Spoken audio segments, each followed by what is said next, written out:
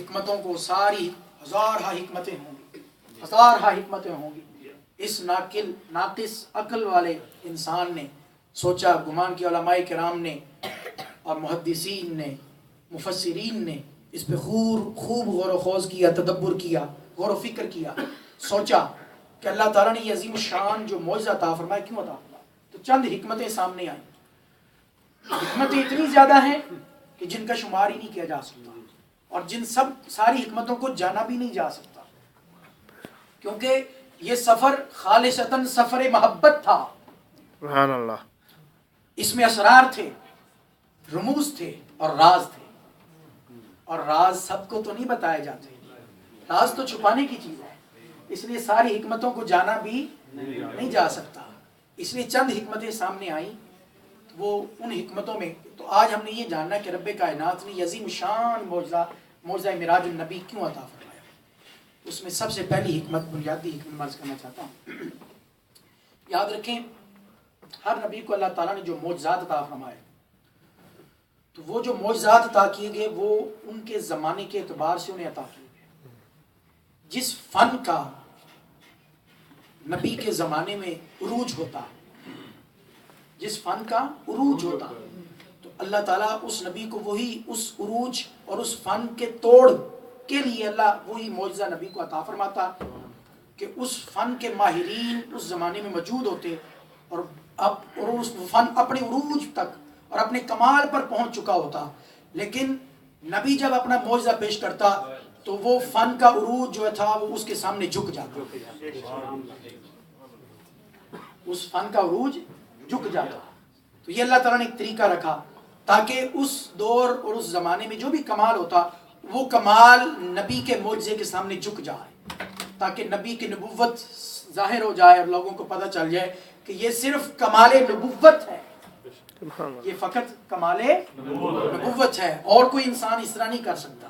اسی کو معجزہ کہتے ہیں۔ یہ رب کی قدرت ہے، رب کی قدرت براہ راست ظاہر ہو تو اس کو آیت بولتے ہیں، رب کی قدرت براہ راست ظہور پذیر ہو اس کو آیت بولتے ہیں۔ جیسے حضرت عیسیٰ علیہ السلام کا بغیر باپ کے پیدا ہونا، یہ رب کی قدرت کا براہ راست ظہور تھا، اس کو آیت کا قرآن والی نجعلہ آیۃ للناس۔ اور رب کی قدرت کا ظہور اگر نبوت کے واسطے سے ہو، نبی کی ذات سے ہو تو اس کو معجزہ بولتے ہیں، اور رب کی قدرت کا ظہور اگر ولایت کے واسطے سے ہو اور ولی کی ذات سے ہو تو اس کو کرامت بولتے ہیں۔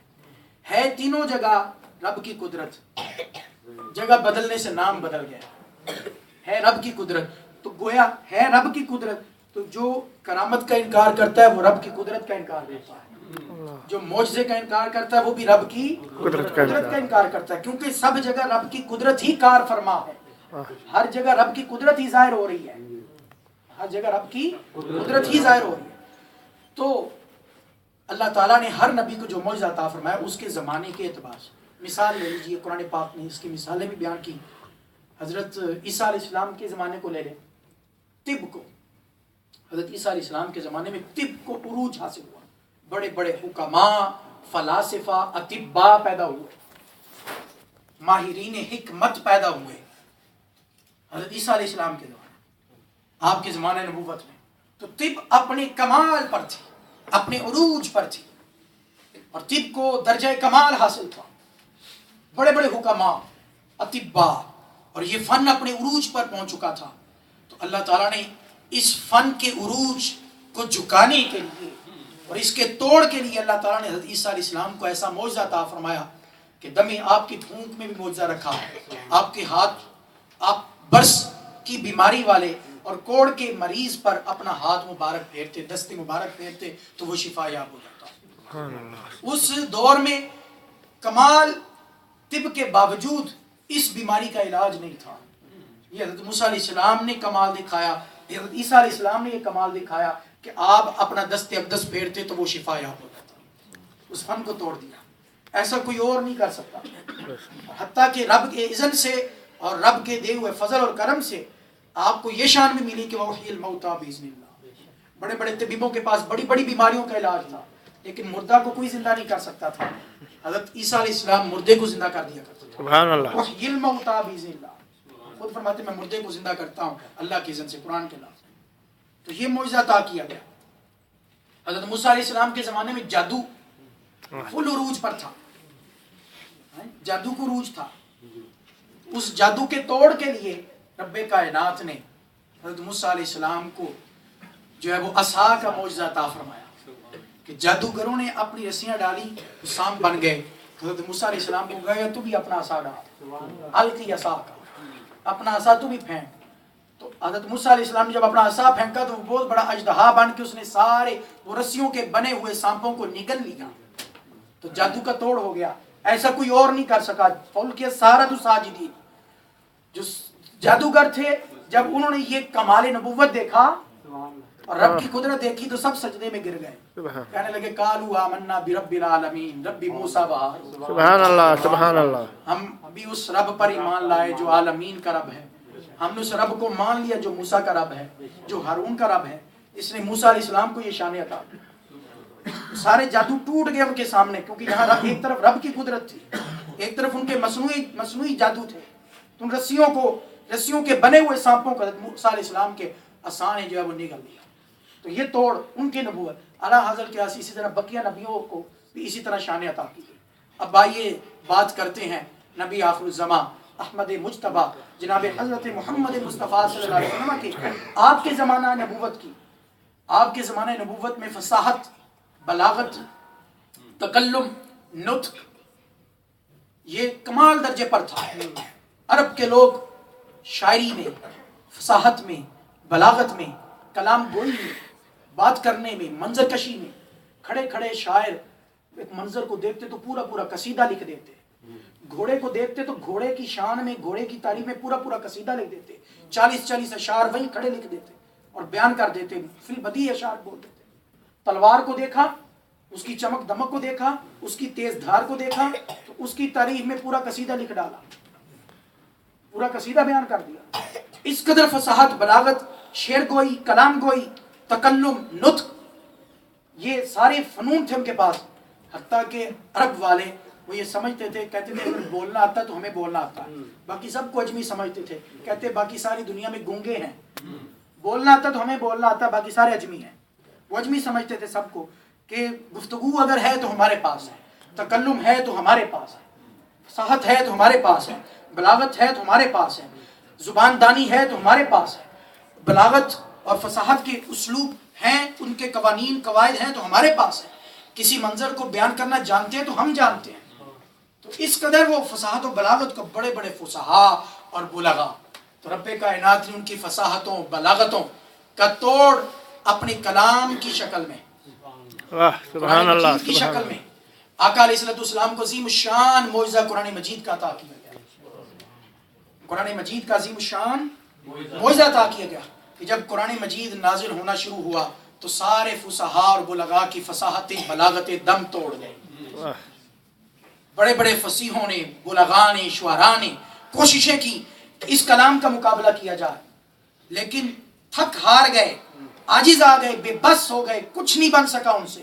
وہ جو بڑے بڑے دعوے کیا کرتے تھے اور واقعتاً ان کے پاس فصاحت و بلاغت تھی، لیکن جب قرآن مجید سامنے آیا، کلام الہی سامنے آیا، دیکھتے تھے ہیں تو وہی الف با تا سا سے بنے ہوئے لفظ، اسی الف با تا سے الف سے لے کر یا تک انہی حروف سے ہم بھی لفظ بناتے ہیں، ہم بھی اشعار بناتے ہیں، ہم بھی جملے بناتے ہیں، ہم بھی کلام بناتے ہیں، اور اسی الف با تا سا جیم الف سے لے کر یا، یہ وہی حروف ہیں، الحمد سے لے کر والناس تک، الف سے لے کر یا تک یہی حروف استعمال ہوئے ہیں، لیکن اتنے خوبصورت الفاظ، اتنے فصیح و بلیغ الفاظ بالآخر انہیں کہنا پڑا، ماننا پڑا، تسلیم کرنا پڑا، گھٹنے ٹیکنے پڑے کہ ما ھذا قول بشر، یہ کسی بشر کا کلام ہے، نہیں مقابلہ کر سکے۔ اعلیٰ حضرت عظیم البرکت مجدد دین و ملت امام الشاہ احمد رضا خان رضی اللہ تعالیٰ عنہ کیا خوبصورت فرماتے ہیں، تیرے آگے یوں ہیں دبے لچے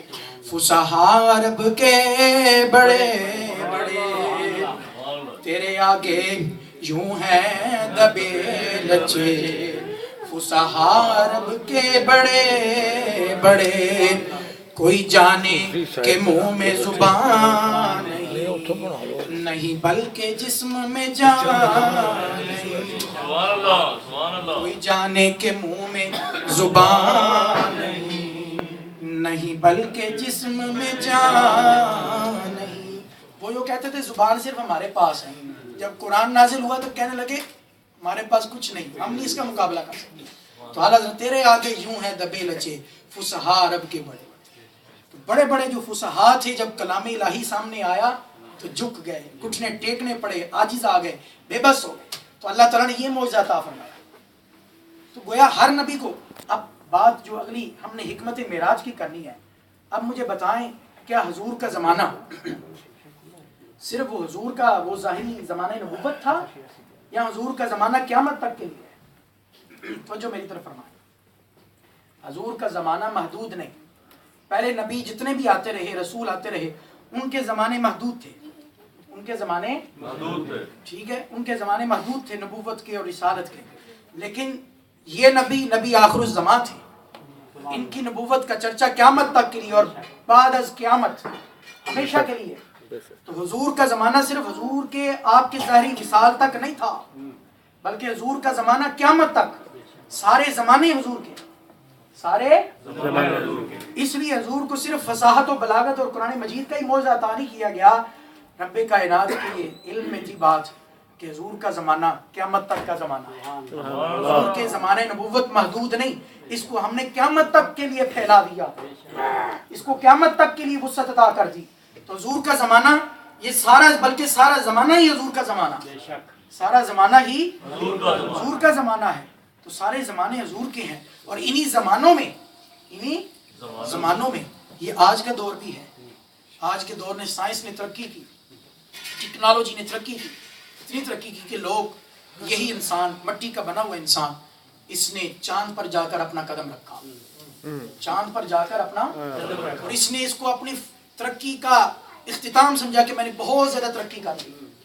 تو رب کائنات یہ ایک عروج تھا، سائنس کا عروج تھا، یہ ایک ٹیکنالوجی کا عروج تھا، یہ ایک انسان کی ترقی کا کمال تھا. تو اللہ تعالیٰ نے اس عروج کو توڑنے کے لیے، کیونکہ حضور کا زمانہ قیامت تک کے لیے ہے، تو قیامت تک کے انسان جتنی بھی ترقی کرے گا، وہ ساری ترقی، وہ سارے عروج، وہ ساری عظمتیں، ساری بلندیاں حضور کے سامنے ہیچ ہیں. حضور کی شان کے سامنے، حضور کی عظمت کے سامنے، حضور کی بلندی کے سامنے، حضور کی رفت اور عظمت کے سامنے کم تر ہیں. حضور کی عزت اور عظمت اور رفت کا مقابلہ نہیں کر سکتے. اس لیے سائنس نے جتنی بھی ترقی کی کہ اس نے چاند کو اپنی منزل بنایا، چاند کو اپنا ٹارگٹ بنایا، منزل بنایا. رب نے چاند کو محبوب کا گرد راہ بنایا، راہ گزر بنایا. جس چیز کو انسان نے اپنی منزل بنایا، جس چیز کو انسان نے اپنی، رب نے اسی چیز کو اپنے محبوب کی راہ گزر بنا دیا. یہ تو میرے محبوب کا راستہ ہے، میرا محبوب تو یہاں سے گزر کر گیا. تو وہ سائنس نے جتنی بھی ترقی کی، ان کی ترقی کا اختتام یہاں تک ہوا. جہاں سائنس کی ترقی کا اختتام ہوا اور وہاں آقا علیہ السلام، وہ تو آقا علیہ السلام کا راہ گزر تھی. آقا علیہ السلام اس سے بھی آگے گئے، اس سے بھی. اس لیے اللہ تعالیٰ نے آپ کو یہ معجزہ معراج عطا فرمایا. اس لیے کیونکہ حضور کی نبوت تمام زمانوں کو محیط ہے، تمام زمانوں پر مشتمل ہے. حضور کی نبوت تمام قیامت تک کے لیے تمام زمانوں پر مشتمل ہے. تو اس لیے اللہ تعالیٰ نے معجزہ معراج النبی صلی اللہ علیہ وسلم کو یہ عطا کر کے، تو اللہ تعالیٰ نے اس سائنس کی ترقی کا توڑ کیا کہ میرے محبوب کی شان و عظمت کے سامنے، معجزے کے سامنے کوئی ترقی جو ہے مقابلہ نہیں کر سکتی. سب ترقیاں جو ہے وہ ہیچ ہیں آقا علیہ السلام کی شان و عظمت کے سامنے.